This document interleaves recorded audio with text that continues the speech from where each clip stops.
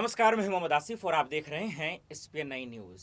क्या महाराष्ट्र में की राजनीति में जो भूचाल मची है, क्या राष्ट्रपति शासन लगेगा? बड़ी खबर आप दर्शकों को बता रहे हैं कि क्या वाकई में महाराष्ट्र में वो हालात हो गए हैं जो अब या फिर एकनाथ शिंदे हो या शिवसेना उद्धव ठाकरे हो या फिर संजय राउत, इन सब से नहीं संभाला जा रहा है। जिस तरीके से विधायकों का यहाँ से वहाँ, वहाँ से यहाँ हिरासत में लिया जाना, ये सब चीज़ देख रहे हैं, ये बहुत ही भूचाल मचाने वाली तस्वीरें हैं। क्या लगेगा राष्ट्रपति शासन? ये बड़ा सवाल जिसका व्याख्या हम आपको बताएंगे। तो सबसे पहले रिपोर्ट बताते हैं, आपको दिखाते हैं कि किस कंडीशन में राष्ट्रपति शासन महाराष्ट्र में लग सकती है या नहीं, इसके लिए किसके पास कितने विधायक चाहिए और नहीं है कम है किसके पास, इस तमाम समीकरण को समझने के लिए सबसे पहले ये रिपोर्ट देखिए आप। इन सब के बीच में एक बड़ा सवाल है कि क्या महाराष्ट्र में क्या राष्ट्रपति शासन लगेगा क्या? ये बड़ा सवाल है। तो चलिए उसका भी रुख कर लेते हैं, उसको समझ लेते हैं। वहीं शिवसेना का ये कहना है कि उसके पास 55 में से 35 विधायक हैं। ऐसी स्थिति में दो ही रास्ते नजर आ रहे हैं। एक तो शिंदे की रणनीति पुख्ता होने के बाद बीजेपी की तरफ से सरकार बनाने का दावा किया जा सकता है, या फिर उद्धव ठाकरे सरकार से बहुमत साबित करने के लिए कहा जा सकता है। अगर दोनों में से कोई एक बहुमत साबित नहीं कर पाया तो राज्य फिर राष्ट्रपति शासन की ओर बढ़ता दिखाई दे सकता है। तो ये तमाम सवाल थे जिसका जवाब दर्शक जानना बेहद जरूरी समझ रहे थे। अब इस बीच में देखिए, जो शरद पवार का स्टैंड है, जो उनके संपर्क में विधायक है, वो दुरुस्त है, वो मुकम्मल है, उनको कोई परेशानी नहीं है। वही अगर आप कांग्रेस की बात करें तो आज कमलनाथ भी जो है महाराष्ट्र आए, वहां नेताओं से मुलाकात की, अपने विधायकों से मुलाकात की, तो उनके भी विधायक जो है वो महफूज हैं। सिर्फ और सिर्फ अगर परेशानियां आ रही हैं तो वो हैं शिवसेना के विधायकों की। तो ये दो पार्टी तो ठीक है। यही वजह है कि क्या अब सोनिया गांधी को स्टैंड लेंगे या वहां जाएंगे, उनसे बातचीत करेंगे, क्योंकि कमलनाथ को भेजा गया। अगर वही बात करें जहां जिस तरीके से विपक्ष एकजुट हो रहा था, राष्ट्रपति चुनाव को लेकर भी देखा गया, फारूक अब्दुल्ला, यशवंत सिन्हा, शरद पवार जैसे नेताओं के नाम आ रहे थे, ममता बनर्जी और सोनिया गांधी मिलकर जो है एक अलग रणनीति बना रही थी। तो क्या ऐसे वक्त में जब शिवसेना कमजोर हो रही है, ऐसे वक्त में जब शिवसेना टूट रही है, क्या ममता बनर्जी साथ देगी? क्या उनको बचाने के लिए जो है कुछ ऐसा कदम उठाएंगी जिसकी दरकार इस वक्त शिवसेना को बहुत है? ये सवाल है। दूसरा वही अगर आप बात करें, अगर हम लोग पहले की राजनीति को देखें, मध्य प्रदेश की ओर अपना रुख करें, तो हमारा बेहतर समझ पाएंगे कि ऐसा पहले भी हो चुका है। ये नहीं है कि सिर्फ महाराष्ट्र में आज ये पहली बार हो रहा है। हम सब ने देखा कि सिंधिया जो है कैसे कमलनाथ की सरकार गिरा देते हैं, विधायकों के साथ जो है बीजेपी में शामिल हो जाते हैं और आज वो कैबिनेट में मंत्री बने हुए हैं।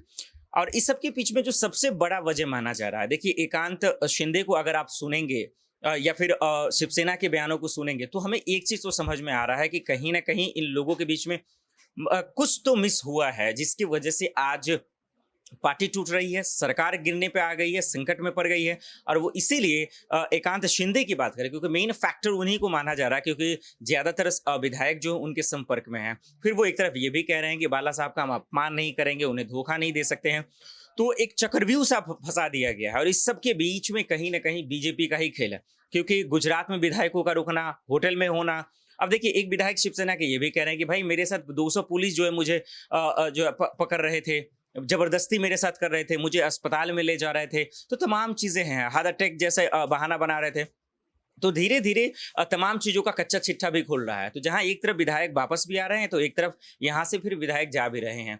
फिर गुवाहाटी में शामिल होना विधायकों का, वहां मुस्तैद रहना, बहुत सारे सवाल खड़े कर रहे हैं। लेकिन इन सब के बीच में जो पेंच फंसा हुआ है वो धीरे धीरे तो खुलता ही रहेगा। लेकिन लाजमी सवाल यही है कि क्या उद्धव सरकार की जो साख लग गई है अब दांव पे, क्या वो बचा पाएंगे? क्या बीजेपी की फिर से सरकार बनेगी, या फिर वाकई में सीएम उद्धव ठाकरे अपने आप को बचा लेंगे और उनकी ही सरकार रहेगी? इन तमाम सवालों का जवाब आपको आज शाम तक या फिर कल तक जरूर मिल जाएगा कि आखिर विधायक क्या रुख करते हैं। देखिए, संख्या बल ज़्यादा हो सकता है कागज़ पे। अब ये लड़ाई जो है ये कानूनी लड़ाई हो जाएगी, लेजिस्लेटिव लड़ाई हो जाएगी। हमारे लोगों ने 12 विधायक जो है जिसने बगावत की भाषा की है, उनके खिलाफ एक्शन लेने की शुरुआत की है। उनको डिस्क्वालिफिकेशन के लिए हमारे लोग सभापति महोदय के पास गए हैं। मुझे टेक्निकल बातें ज़्यादा मालूम नहीं है, मैं नहीं बोलूँगा, लेकिन ये एक्शन चल रही है।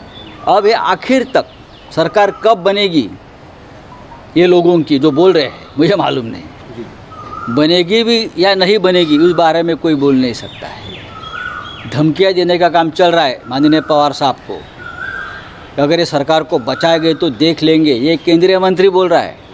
प्रधानमंत्री मोदी जी सुन लीजिए, अमित शाह जी सुन लीजिए, आपका एक मंत्री महाराष्ट्र में शरद पवार साहब को धमकी दे रहा है। ये धमकी ऐसी है कि आपको घर नहीं जाने देगी। क्या इस प्रकार के धमकियों को आपका समर्थन है, ये महाराष्ट्र जानना चाहता है। तो आपने देखा इस रिपोर्ट में और आप समझ गए होंगे कि किस तरीके से आज महाराष्ट्र की राजनीति में भूचाल मचा हुआ है। दरअसल आइए आपको हम कुछ आखिर में ये समझा देते हैं कि हो क्या रहा है। देखिए, जहां तक उद्धव ठाकरे की कुर्सी का सवाल है वो तो पूरी तरीके से खत्म हो गया है, और वो इसलिए क्योंकि उनके पास सिर्फ और सिर्फ 13 एमएलए बचे हुए हैं। 16 से 13 एमएलए बताया जा रहा है, जो आप समझ सकते हैं कि बद से बदतर हाल हो गया। वहीं एकनाथ शिंदे की सबसे बड़ी ताकत, वो ताकत ये है कि उनके पास 40 से 50 विधायक बताया जा रहा है, और वो लगातार धमकी पे धमकी दे रहे हैं। लेकिन इस बीच में एक बड़ा बयान आया जो आप दर्शकों को बताते चले आखिर में, और वो ये कि शिवसेना के सांसद संजय राउत बड़ा बयान दे रहे थे। वो साफ शब्दों में कह रहे हैं कि न हमने हार मानी है, न हम हारे हैं, और न हारेंगे, और न हार मान सकते हैं। यानी कि शिवसेना के बयानों को देखकर एक कहावत तो अब समझ में आ रहा है, रस्सी जल गई है, ऐठन नहीं गया है। ये बिहार का एक कहावत है, और वही हाल अब शिवसेना का भी हो रहा है। अब देखना यह होगा कि दरअसल एकनाथ शिंदे करेंगे क्या। क्या वो बीजेपी के साथ जाएंगे? अगर वो बीजेपी के साथ जाते हैं तो बीजेपी की तरफ से केंद्रीय मंत्री ने यह बयान दिया है कि अगर एकनाथ शिंदे विधायकों के साथ प्रस्ताव रखते हैं तो उन्हें डिप्टी सीएम बनाया जाएगा और देवेंद्र फडणवीस को मुख्यमंत्री बनाया जाएगा। सवाल यह भी है कि आखिर एकनाथ शिंदे एक तरफ जहां बीजेपी को फंसा रहे हैं तो वहीं जो है शिवसेना को भी फंसा रहे हैं। आखिर में चलते चलते आपको एक बात जरूर बताते चलते हैं, और वो बात ये है कि दरअसल मामला ये है कि अगर बात करें एकनाथ शिंदे का, तो वो क्या कह रहे हैं कि हम शरद पवार के साथ नहीं जाएंगे, क्योंकि शरद पवार और कांग्रेस दरअसल शिवसेना को बर्बाद कर रही है, और सबसे सच्चे शिव सैनिक तो हम हैं। तो इन सब के बीच में अब सवाल ये है कि आखिर एकनाथ शिंदे करेंगे क्या? उनके पास ऑप्शन क्या है? उनके पास ऑप्शन यही है कि बीजेपी के साथ वो मिलकर सरकार बनाएंगे, और जो बीजेपी ऑफर दे रही है डिप्टी सीएम का, उप मुख्यमंत्री का, वो कबूल सकते हैं। और अगर ऐसा नहीं होता है तो फिर जो है शिवसेना साफ शब्दों में कह रही है कि उन्हें जो है कहीं ना कहीं पहले मुंबई है। एक और बड़ी खबर आखिर में बताते चले आप दर्शकों को, जो इस वक्त की बड़ी खबर आ रही है, एकनाथ शिंदे मुंबई आ सकते हैं। जी हाँ, सूत्रों के हवाले से यह पता चला है कि एकनाथ शिंदे मुंबई आ सकते हैं। यानी कि यह कहना कि शिवसेना की सरकार खत्म हो गई है, यह कहना कि शिवसेना की कुर्सी चली गई, उद्धव की सरकार खत्म हो गई, ये बिल्कुल भी गलत है। हर अपडेट्स जो है हर घड़ी पलटता जा रहा है, हर एक नई घड़ी में नई खबर आ रही है। तो ऐसे में ये तमाम सवालों के जवाब के लिए हमारे दर्शकों को इंतजार करना होगा कि महाराष्ट्र में दरअसल उथल पुथल में कब क्या हो जाए कोई नहीं जान रहा है। चलिए आज के लिए इतना ही, बाकी खबरों के लिए देखते रहें SPN9 न्यूज़। नमस्कार।